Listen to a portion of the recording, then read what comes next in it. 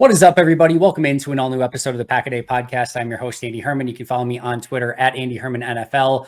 I am so happy to be joined once again by the one and only Peter Bukowski. Of course, you can find him on X at Peter_Bukowski. You can find him on the frustratingly, wildly successful Locked On Packers podcast.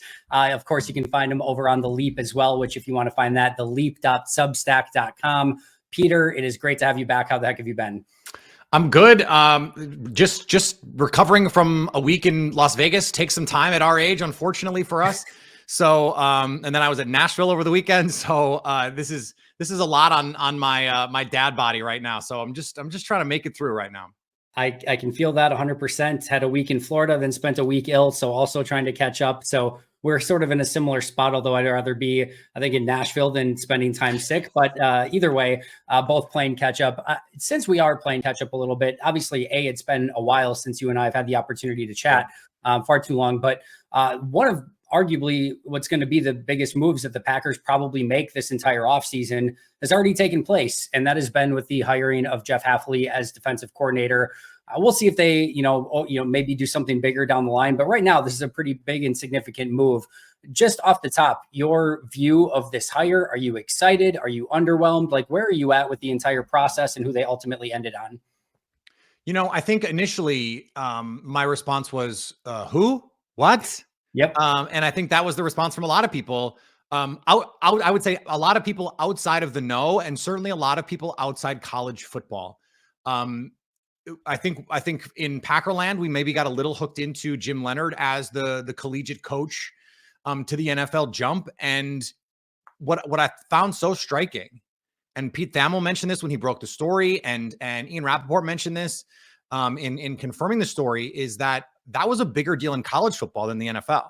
Like the Packers hiring a new defensive coordinator doesn't make sudden says shockwaves to the sport, but a head coach leaving college football for an NFL coordinator job, and what is almost assuredly a pay cut, tells us a lot about where head coaches in college football feel the sport is headed.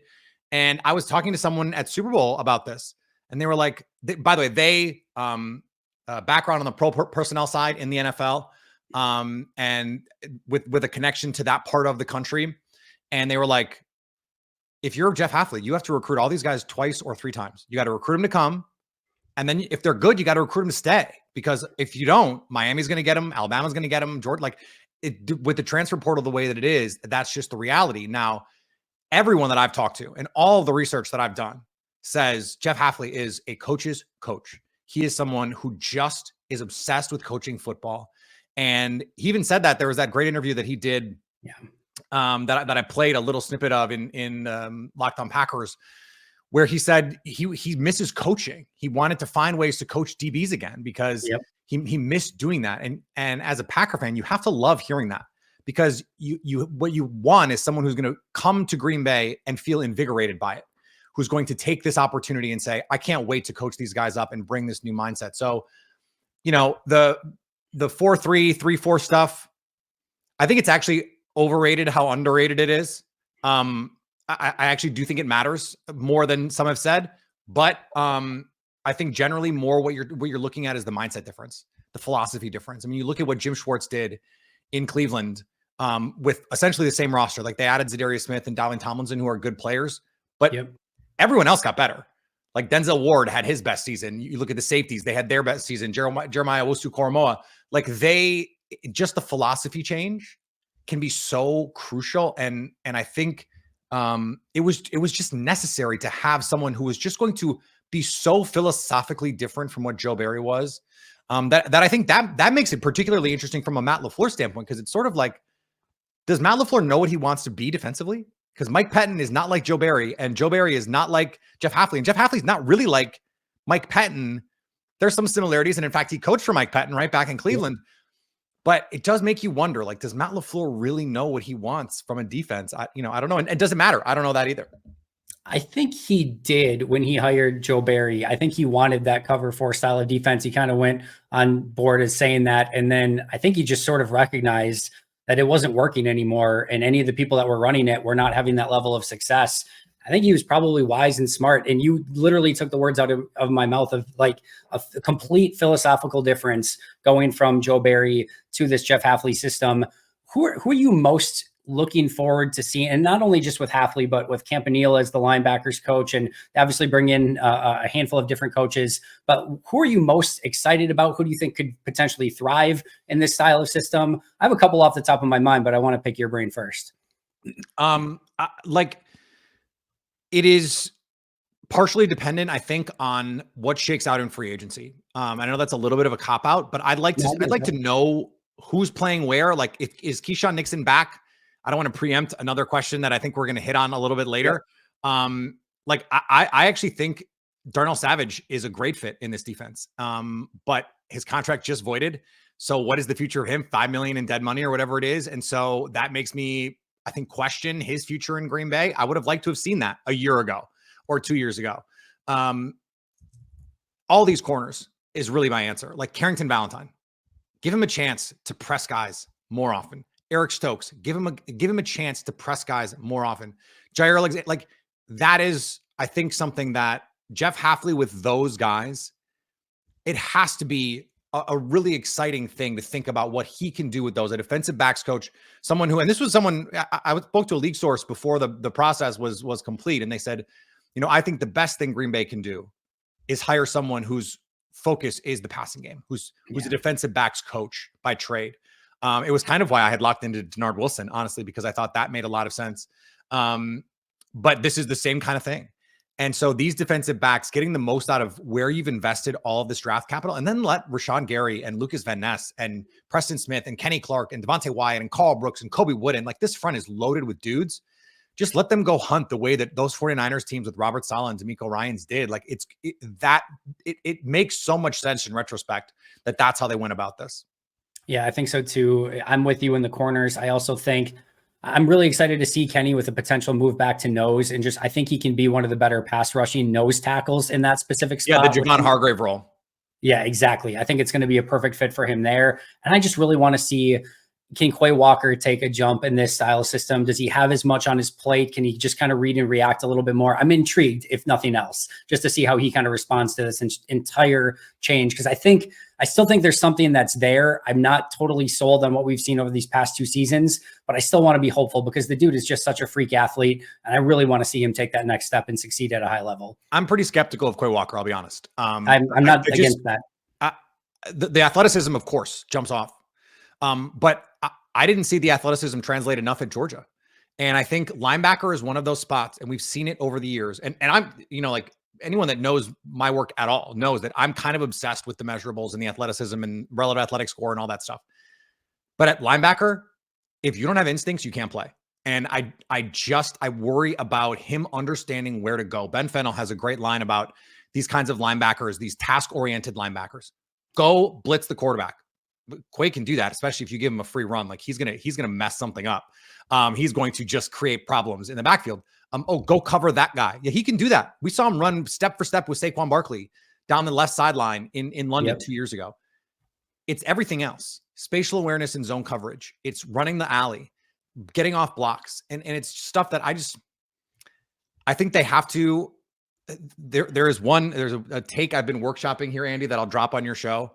Do it. I think the under discussed at this moment pick in the first round is the linebacker from Texas A&M, Edgerrin Cooper, who he's going to test off the charts. He is a downhill, like Devin White style. He can blitz. He can make plays in the backfield. He wasn't asked to move back a bunch, to play moving backward. But that is someone like, let Anthony Campanile coach that dude up and put him with Quay Walker and just have these two guys who just fly around. I would not be surprised at all if you get an off-ball linebacker in round 1, given all of or even at 41. But I think Cooper is going to end up being a first-round pick when all's said and done. Man, these best defenses have linebackers that fly around. I would not. I mean, look at the 49ers. You can't play this defense without linebackers, Andy. Like Fred Warner and Dre Greenlaw make those defenses work. Houston was nowhere near as good last year with DeMeco Ryans because they don't have any linebackers. And there's investment coming there. I'm interested to see what it looks like. And frankly, I wouldn't be opposed if Devin White is not looking at top of market money to something like that. Just a little bit of a pedigreed rehab project If it's going to be 5 million, 8 million for 1 year and on a prove it deal, let's see. Yeah, don't hate it either. I talked about yesterday of like where each position group is at. Like, could they win a Super Bowl with these, each individual position groups? And inside linebacker is one of the ones where I'm like, I'm not sure right now. Obviously, I think we're probably both on the same page that we think Devondre is going to be gone. I know people are like, well, McDuffie, he played in Boston College. That's going to be, I'm not ready for, Isaiah McDuffie to play 800-900 snaps in a given season. I'm not there. And you and I think are very much on the same page. While I'm excited to see Quay in a new defense, it's more because I saw him very similarly to you not have the success that we were all hoping for in this last defense. So inside linebacker, to me, a very underrated need. We are in lockstep on that. I want to talk to you about a couple other things from a coaching standpoint. You had mentioned, and I know you wrote an article on it. I know you did an episode on it on Locked On. But maybe some of the players didn't think that maybe there were a ton of coaching changes that were needed. Maybe not super happy with some of those coaching changes. Yeah. I don't want to have you put everything out there since I know you have an article on it, but anything that you want to share from that side of things. Yeah, I mean, I think we're past it long enough that I hope people were able to find it. I would love for you to go subscribe to The Leap.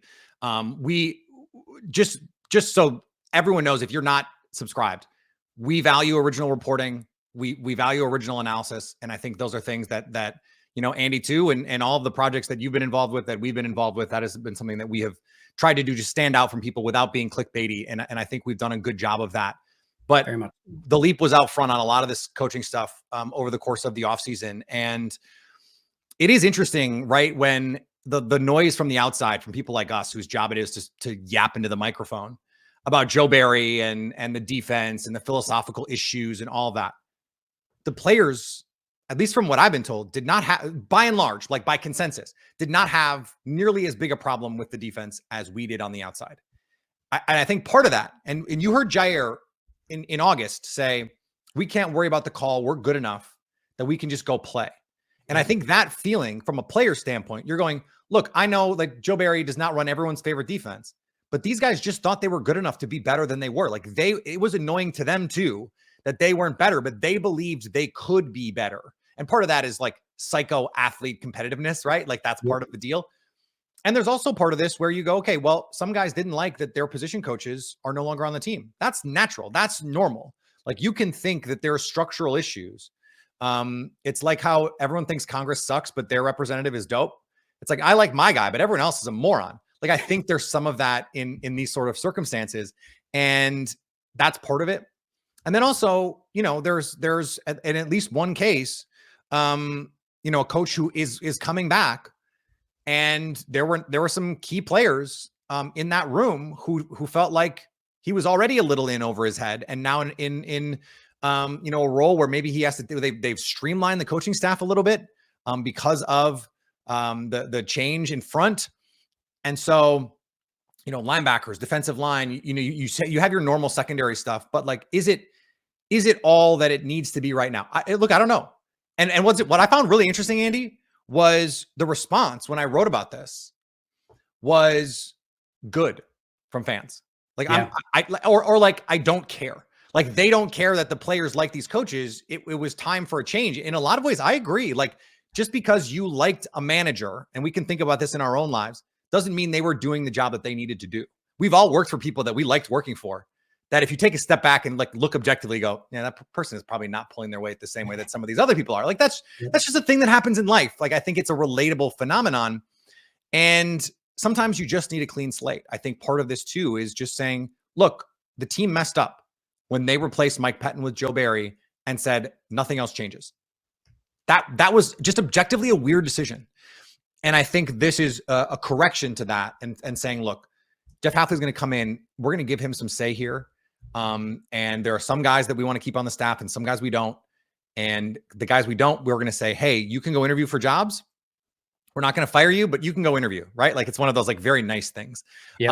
We're not going to fire you, but we're going to hire someone else to take your job. So please go find another job.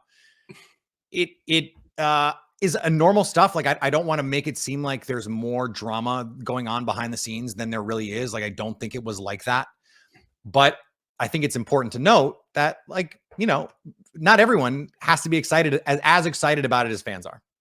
What would have been a bigger red flag for you? What we've heard, that players were maybe, not super happy that maybe some of the position coaches got let go or some of the changes that were made, or if Jeff Hafley had to come in with the exact same position group coaches, that some of which were with Mike Pettin, all of which were with Joe Barry, and he just had to live with these existing coaches. Yeah, that part of it would have been a nightmare. Like the second one would have been so clearly the worst decision. And look, like the guys that are going out, they got jobs right away. Jerry Montgomery went right to the New England staff. Kirk Olivedati went right to Seattle staff with like the hottest head coaching candidate on the market, the guy that everyone thinks is a defensive genius. That guy said, I want this guy to coach my linebackers. Yeah. Like he worked with the linebackers coach in Baltimore that the Packers reportedly were very interested in hiring.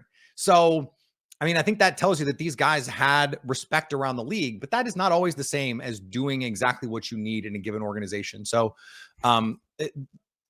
it played out in an interesting way, but I think ultimately played out in a way that benefits Green Bay and everyone. I think it benefits Jerry Montgomery to have a fresh start. I think it benefits Kirk Olivedati to go and coach with Mike McDonald, who is a really respected, really talented young coach. So I'm interested to see how that changes. You mentioned that you thought Anthony Campanile was a potential like fringe DC pick. Yep. What was a big red flag, and we talked about this on Locked On. I talked about it on Twitter. There were some people like, why fire Joe Barry? You don't have an intuitive replacement, right? That was like a thing that happened on X and on the talk radio and shows like ours. That's a problem. Like if you don't have a guy that can step in, that means your staff sucks. Yeah. Like that's just a problem with your staff. And the fact that now you have probably two guys, right? I think Derek Ainsley qualifies here as well. Anthony Campanile, who are seen as potential future defensive coordinators, if not future head coaches. Yep. I think speaks to a much healthier staff. So yeah, there may be some players who don't love it, but the staff is just kind of objectively in a better place now than it was before. Could not agree more. The whole like Jerry Montgomery, Olivedati thing, it felt a little bit maybe like a James Campen or a Joe Witt Jr., where like they're good coaches, but it was just time to go in a different direction and you replace them. They go on and have their solid careers elsewhere and you get new guys in. And by the way, those guys have bounced around since then too. It's not like they have like gone on and become like superstar coaches in the league. That has not happened. That's the life of every single assistant coach, basically. Yeah, It's just going to happen, unfortunately. But I like what they did. I'm with you. I think getting a couple guys who have either defensive coordinator experience or likely potential future defensive coordinator experience is super helpful as well. I'm really excited how they built this staff overall. I want to go back. Are you surprised they went so young? No, not at all. You mean from a coaching standpoint? Yeah, I mean they basically did the 2023 personnel, like roster personnel thing. They just no one over 45, no one on the coaching staff over 45. Sorry, no olds allowed. Yeah, no, I'm not super surprised. I think their lone old is left on the special team side of things. They're like, we're gonna have one old and everyone else is gonna be new and fresh, and that's what they're gonna do. But no, I wasn't super surprised by that. I think they want coaches who can relate to the players, are going to bring that energy. And again, somebody tried to bring up that this is like an ageism thing. It's like, no, it's just like, I think they were looking for a very specific type of candidate. And I think they went out and got those type of candidates. Were you surprised by it? I wasn't surprised, but I guess that like, if you're going to do the thing, like it seems like Matt LaFleur went from not wanting to hold anyone's hand. Like that's the reason you keep Mike Pettin, is just like, let Mike Pettin cook, to wanting to have more input. And like, it seems like he wanted to go the other way. Like you bring in a guy with head coaching experience, that signals to me, just let him handle it. But then all of these young coaches coming in, like, I think there's wisdom in the Sean McVay hiring Wade Phillips kind of thing. But I think Matt LaFleur is an established enough coach now. And this was a running bit for us on my Twitter feed and then on Locked On as well, as, you know, Jordan Rodriguez had this great anecdote from Sean McVay and Les Snead, that Les Snead told Sean McVay after the Wade Phillips thing, go find your Sean McVay. Yep. Go take a risk on someone young. Go find the next great coach. And they found Brandon Staley. And for whatever you want to say about Brandon Staley since then, he was objectively awesome in LA. And I've used that word too much, objectively, but he was. And to the point that everyone in the league copied their defense. Like that's how, including the Packers. So it's one of those funny things. And I think, frankly, I think Jeff Hafley being hired is kind of Matt LaFleur saying, I want to find a guy that no one's talking about. I want to find the next great coach, rather than I want a guy that runs this system or this system. Although I think the 49ers system helped certainly. But that seems like what happened here. And I think that's a good way to go. I think Hafley, and the more that I've thought about this, is the perfect middle ground of all of those things. I think if you go with somebody like a Christian Parker or a Zach or somebody like that, there is that question of like, man, they have not called plays. They have not been a defensive coordinator. There's going to probably have to be some legitimate handholding, at least at the beginning, to get everything on the right path and on the same page. And, if you also go with like a Wink Martindale or someone like that, it might be somebody that's pressing too hard in the opposite direction and being like, I'm just going to do my thing. I don't know if you end up with like a Terry Stott situation where they're thinking they're going to be able to run the entire situation like in Milwaukee. And then it's like, they're not seeing eye to eye. Like, I don't know if it was like it, to me, Hafley was that perfect middle ground where you're getting this young coach who is going to bring a new mentality, have all that energy, but he also has legitimate, like, CEO experience of having to run Boston College entirely. He can handle a ton on his plate. He's called plays. So like you almost like threaded that needle perfectly with this one candidate who kind of has the best of everything. The like college part 2, when you have to constantly recreate a roster. Yep. That is such a benefit to your or a credit to your adaptability. And to the point that I mentioned earlier, like someone like Jeff Hafley, you're going to lose guys in the transfer portal if they're any good. And he said, you know what? He did the thing that I love. And this was something that I've kind of been trying to figure out over the years why I haven't seen Green Bay do it more. In games where the Packers offense with Aaron Rodgers struggled against teams where you go, that secondary stinks. Why couldn't they do anything? The answer is almost always because they decided to play a bunch more press man than they're used to seeing. Yep. And I always have felt like just live and die with it. Like it's okay. And I think like Wink Martindale is someone who coaches exactly the way that a lot of fans want defense to be coached. Just it's you versus me.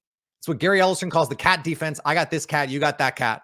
And blitz them into the ground and figure it out from there. I mean, Ben Fennell had some great numbers about the blitz rates on third down. I mean, the second highest blitz rate, man cover rate on third down in college football. Not with SEC corners, not with the guys at Ohio State. No, Boston College, Chestnut Hill. We're talking about like the 5th or 6th best program in the ACC. And he said, you know what we're going to do? We're just going to try and create chaos. And how can you not be excited about that? I'm so excited about it. I'm so excited for chaos. I'm so excited. Like I've joked around. I'm like, I'm so excited to get beat deep again. Like the first time somebody goes deep over Green Bay and like, you know what? But on a zero blitz, it'll be like a full all out pressure. And you'll just be like, okay, well, made a throw. I'm happy. Yep. I'm happy. Tip your cap. You got a 50-yard completion over a corner who was probably in solid coverage and they just beat him on the play. I'm cool with it. I am ready for more of the big hits and the big misses. I know it's going to happen, but could not be more excited for it. I want to go back to your time in Vegas. You had a great week on Radio Row, had a lot of great interviews. Jordan Love, the Marshall Newhouse interview was fantastic. What were your big takeaways from Radio Row? Maybe some of your favorite moments and some of the things that you've been able to marinate on a little bit more since that time frame. Yeah, isn't it funny? Like Marshall Newhouse, just a guy who's, I think he's been on 6 or 7 NFL teams. Yep. I had multiple people like message me or comment like it was the interview I didn't know I needed. Because he's so great.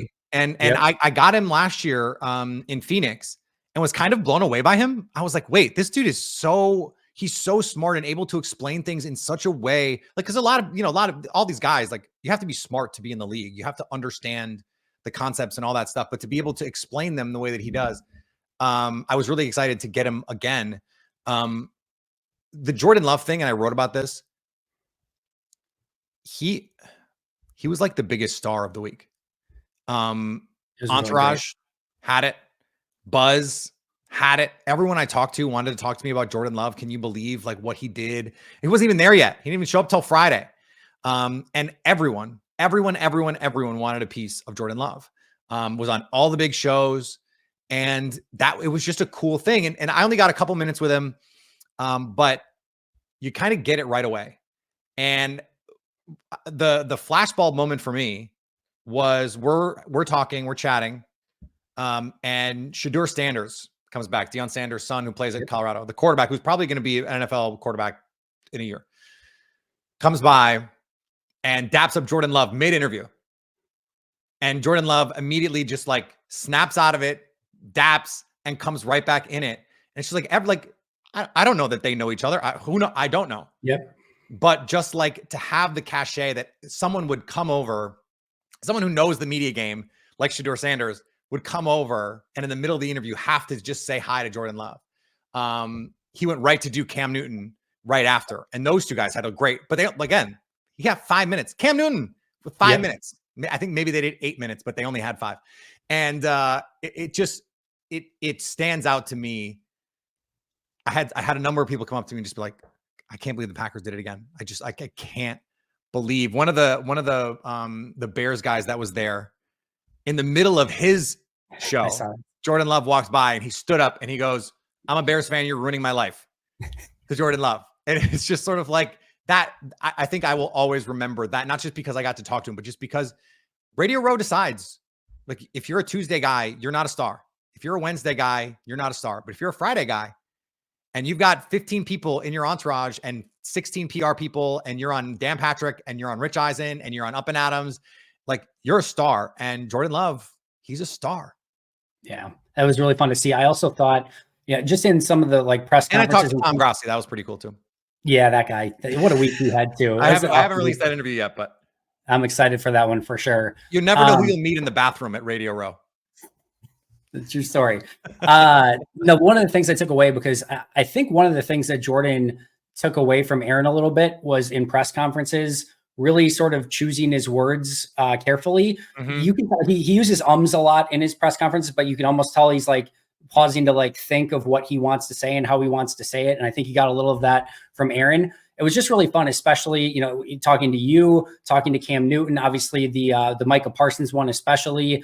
It just felt like he was so much more conversational, and it was really kind of cool to get to see what I thought was a little bit more of like, oh, okay, that's like kind of the real Jordan Love. And again, like you said, he just crushed everything. And I listened to every single thing Jordan I could get my hands on YouTube, and just all of it was entertaining and fun and smart. And like you said, it was like, you get it. The light bulb goes on. It's like, all right, this guy's able, like what he's able to do in those situations where he's dabbing one guy and then immediately back to the conversation. It's like what he's doing at the line of scrimmage. And it's just like nothing is phasing this dude. I got I like to body language doctor, and I like to claim that I don't, but I love to do it. And it's one of those things where, Ty Dunn was early on this, and I texted him as soon as I talked to Jordan. And I was like, man, I get it now. Why you hear from these people, because I talked to his high school coach, Jordan Love's, and he was like, he's not a rah-rah guy. He's not a loud guy. He's not this, in your face. He's not like traditionally charismatic. Right. Yep. But you get it when you talk to him and you see him, and he's just so comfortable being him. I felt the same way talking to Rome Odunze. I was just sort of like, damn it, he's going to go to the Bears and be so good. You just like the vibes are just immaculate when you talk to him. And it's the same with Jordan, because he's just has this confidence. He just relays this calm confidence. Rodgers early in his career got the like Cali Cool moniker. He's not, and wasn't. Like, he's calm under pressure for sure, but he's Berkeley cool, right? We found that out later. Jordan Love, despite the fact that he's not from like Hermosa Beach, he's Cali cool. He's California cool, calm, relaxed. And he just exudes that confidence, and you understand why on third down, when he sees, okay, it's cover zero, I'm going to set this protection and I'm going to fire the ball with a free runner to Dontavian Wicks against Stephon Gilmore in coverage. You kind of understand how that translates, because that's just who he is. He is never going to be sped up. And that to me, especially with a quarterback, and CJ Stroud has it too. CJ Stroud, a lot of the same kind of vibes, is one of the reasons why he is and will continue to be a star. That Texans-Packers game is going to be must-view television this upcoming year with CJ Stroud versus Jordan Love. I can't wait for that one. Before I get you out of here, really quick, I just want to circle back to some of the things we sort of hinted at earlier. That's some of these needs for the Packers, specifically on defense. I want to talk to you about corner and safety, starting with safety. I know you've mentioned, and you talked about on your show, that this is not just something as simple as, hey, you just draft a couple guys and it's fixed. I think you feel like they need to either go free agency, maybe some sort of trade. But how do you want to see the safety position fixed? And then you mentioned possibly Darnell Savage. And I know even though it's not my cup of tea, I'll let you sell me on it as well. Maybe bringing back Keyshawn Nixon and moving him to safety. What are your ideal fixes here for this team at safety? So I like the idea of Keyshawn Nixon because I think he got better as a tackler this season, especially. And I don't think he's ideally suited to be a nickel corner. I just don't think he has the twitch and the explosiveness to do that. But the ball skills, the instincts, the playmaking, that is what they need. And I think if you're not going to bring back Darnell Savage, which I would advocate for, but I would understand it if they didn't. And I would understand if Darnell is I need something else. I need a different circumstance. That's fine. I think he can go somewhere and have a nice career. Bring back Rudy Ford if he's healthy on a sort of another 1 year prove it deal and give Keyshawn the chance to win that free safety job. That's a nice start because you have Anthony Johnson Jr. there. You're building something. I just don't love this safety class. I wish anyone would attempt to tackle. And they by and large don't. You have the three guys at the top, and now I've watched a little bit more. I think it's probably four guys. I'm not as big on Jaden Hicks as someone like Dane Brugler is. I understand that I'm kind of in the minority on that, but then Pro Football Focus doesn't love him either. There's four guys that I've watched that I really like: Cameron Kinchins, Tyler Nubin, Bo Braid from Maryland, and then Jaden Hicks from Washington State. Different types of players. Drafting anyone but those guys or Cooper DeJean, who's going to play safety for Green Bay, I would think, it just doesn't. I don't think it moves the needle. So go into free agency if you can. I don't know why the Rams would let Jordan Fuller leave, but if they do, pay that guy. I think there are some nice, sort of further down the line guys who, if they hit free agency, safety is one of those weird positions where in free agency, no one gets paid except the top guys. And we're sitting there in July and everyone on Packers Twitter is going, why do the Packers not sign Trey Boston? And then Trey Boston goes and plays 16 games for whoever, who is this year's Trey Boston. So I think you're going to be able to find some guys. I just don't love this draft. And so I'd advocate for going out and paying some money in free safety to deal with that. I don't know how to deal with linebacker because it's a stinky draft class. Yeah. And I don't know if you're going to find value in free agency. So if you're moving on from Devondre Campbell, you have Isaiah McDuffie, but you and I both think that that's not a real plan there. Right. And you hope they don't do Jeff Hafley knows him, so that's enough. I don't think it is. But again, I'm the same person that just said I think they could take one in the first round linebacker, and that wouldn't surprise me very much. I think 41 is sort of the sneaky spot. I think if Cooper falls to 41, or then you have Junior Colston from Michigan, who's moving up draft boards right now. If he tests well, end of the first, early second, that's right in line. I kind of like it at 41. I've already done a couple mocks where I've had him at either 41 or 58, and I don't think he's going to make it to 58 now. So the cool thing, Andy, is who could they draft in the first round where you would go, okay, that guy's going to start day one? What position? Oh yeah. From a position standpoint, I was just talking about this with Justice Mosqueda from if you look at what Green Bay could potentially take in the first round and what are the premium positions, it's really difficult to match up what Green Bay would potentially need with a player on that. Cause you're looking at, I don't know, probably corner, offensive tackle, maybe. You probably wouldn't expect the corner to start. Unless it's someone like Ennis Rakestraw who could be the nickel right away. Yeah. But I think tackle, if you're going to move him to guard, Jordan Morgan, someone like that. Someone like that would work. The guy from Washington whose name I'm drawing a blank on. Yeah, I know who you mean. Yeah. And that and a safety, but I don't think there's a first round safety. Yeah. So then if we think Edgerrin Cooper could slide into the first round, linebacker, there's probably not an offensive position that they draft though, where I would go, yeah, that guy's definitely going to start day one. And that's a really good position for this team to be in. That's when Brian Gutekunst likes to get dangerous. That's when Ted Thompson liked to get dangerous. So I think this is going to shape up to be a very maybe confusing, but potentially they might get a little wild in this draft. I could definitely see that. Do you think they're going to make 5 picks in the top 100? I do. And I know where you're going. They're either going to make 2 or 8. I see what you're saying. Okay. So I guess it could go either way. I think that's probably around there. Goody just loves his picks, and I get what you're saying. from like they could probably use more upper echelon talent and maybe move those picks up to again like 2 or 3 picks rather than keeping 5. But man, I know Goody loves his picks, and my guess is they probably take, if I had to guess, somewhere closer to 5 than like the 2 that you're mentioning. The weird thing too is, and this is the first draft where this is true in a while, and I just did this on our mock draft on Locked On. I gave up the 25, 41, and one of the thirds. I don't remember. I think 88, and got up to 7 because that's like right around the value.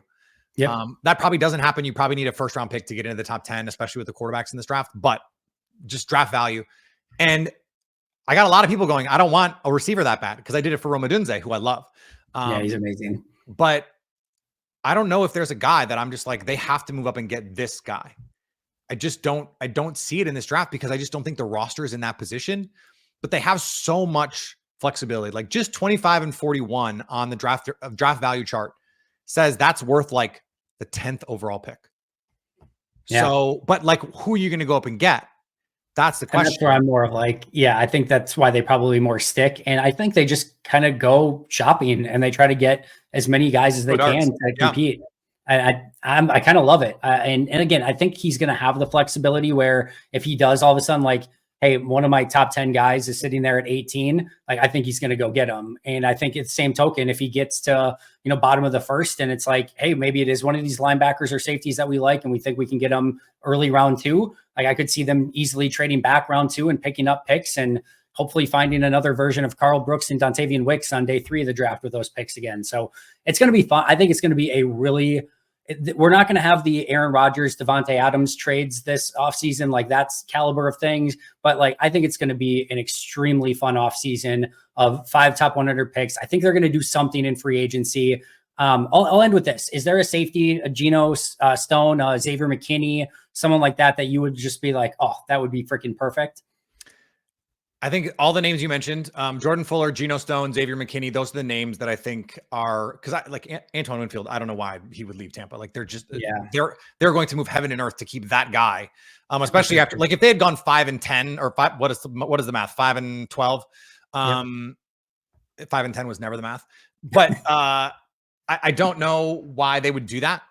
I don't know why they would let him walk. All the safeties after that, I'm like, Jordan Fuller, easy. Played for Jeff Hafley. Like, that's a no-brainer. I think Geno Stone, again, I don't know why Baltimore would say that guy can't play for us. Why would we pay that guy? So and I hate to be a buzzkill, but I'm just sort of like, I don't know how many of these players that Packer fans want are ultimately going to be available. Like, it feels like we're going to get to the day of free agency and it's going to be very Judge Smalesy. Like, you'll get nothing and like it because there's not going to be a lot of options. Yep. And you're going to have to, like, someone's going to cut someone in July because they don't want to pay them $12 million a year. And that's going to be the guy that you sign for nothing. It's why I just did a show called, like, the guy who's going to make the most impact on this Packers team. We're not even talking about, because I think that's ultimately something that happens, whether it's like a day 3 pick that just pops, or it's a trade that, like, we didn't even know was possible, or it's the guy that they sign in July, a la Devondre Campbell, who comes in and plays meaningful snaps for them because Jeff Hafley goes, I can help this guy, or whatever. It seems like that's more likely than the, like, let's just throw the bag at Jordan Fuller. Yeah, we know how Green Bay operates, right? We all want the Xavier McKinneys, the Antoine Winfields. Yeah. I've looked at a guy like a Cameron Curl, who's still only 25 years old, somebody like a Julian Blackmon from the Colts. You're probably looking at more of like, you're 8 days into free agency and somebody like that is still out there and Green Bay takes a flyer and says, yep, we'll live with this sort of thing. And then we'll build during the draft again. But Peter, amazing stuff as always. Again, plug whatever you'd like to plug, but obviously the Leap is fantastic. Locked On, anything you want to get out there. Yeah, the leap.football is the website. I believe the leap.substack will redirect, but it's the leap.football is the official URL. We bought that URL because you guys like the stuff so much, which is great. Thank you. Locked On Packers, of course, wherever you get podcasts on YouTube. Trying to catch you on YouTube, but we're still working on that. And we're just all playing second to Tom anyway. And that Locked On Sports Today. If you're like, okay, I'm Packersed out, I've hit my limit. Locked On Sports Today is all sports. It's our all sports show. It's all the big stories you need in under 20 minutes most days, wherever you get podcasts. It's really fun. And I host it. Go check it out. You can, of course, follow all of his work at Peter_Bukowski. You can find the podcast here at Pack a Day Podcast and me at Andy Herman NFL. That is going to do it for us today. But until next time, and as always, go Pack Go.